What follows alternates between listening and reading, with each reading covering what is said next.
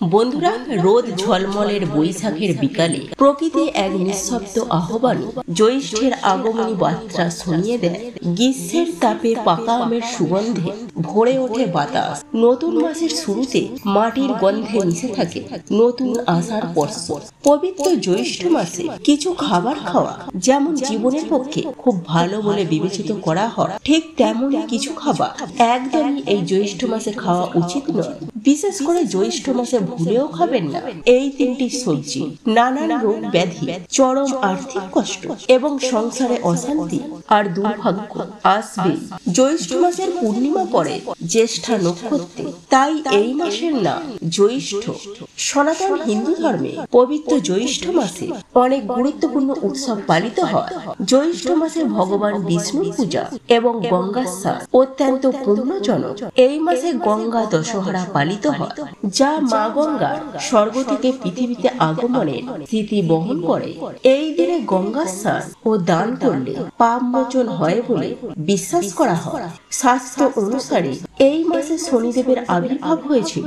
জ্যৈষ্ঠ মাসের শুক্লপক্ষে পড়ে বছরের অন্যতম একাদশী তিথি নির্জলা একাদশী। এই মাসে ভগবান বিষ্ণু ও ভগবান শিবের বিভিন্ন রূপে পূজা করা হয়ে থাকে।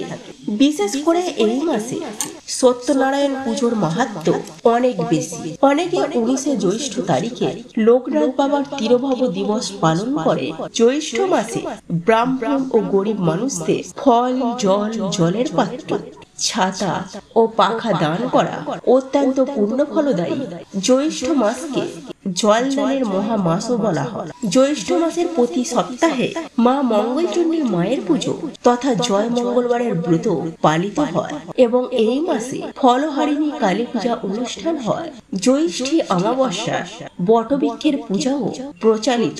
এই মাসে পালিত হয় সাবিত্রী চতুর্দশী ব্রত এবং শ্রী শ্রী জগন্নাথ দেবের স্নান যাত্রা। জ্যৈষ্ঠ মাসে পালিত হয় অরণ্য ষষ্ঠী তথা জামাই ষষ্ঠী।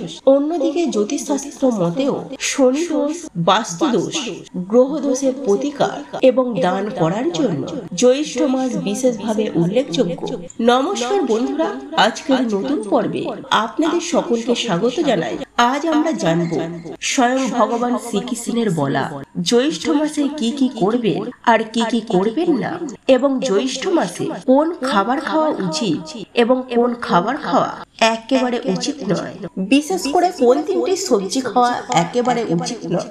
এই মাসে যে নিষিদ্ধ সবজিগুলি খেলে জীবনে ঘনিয়ে আসতে পারে চরম আর্থিক কষ্ট, পরিবারের সদস্যদের লেগে থাকবে নানান রোগ ব্যাধি, ঘরে এবং বাইরে অকারণে সৃষ্টি হবে অশান্তি, ব্যবসা বা চাকরির জায়গায় নানা রকম বাধা আসবে, রোজগার কমে যেতে পারে, সংসারে নেমে আসবে চরম দুর্ভাগ্য, দারিদ্রতা। আপনি জ্যৈষ্ঠ মাসে কোনো ব্রত পালন করুন বা নাই করুন, কিন্তু এই মাসে অবশ্যই শাস্ত্র অনুসারে নিষিদ্ধ খাবারগুলি এড়িয়ে চলুন। তাহলে আপনার বাড়ি থেকে বাস্তুদোষ দূর হবে এবং সারা বছর মা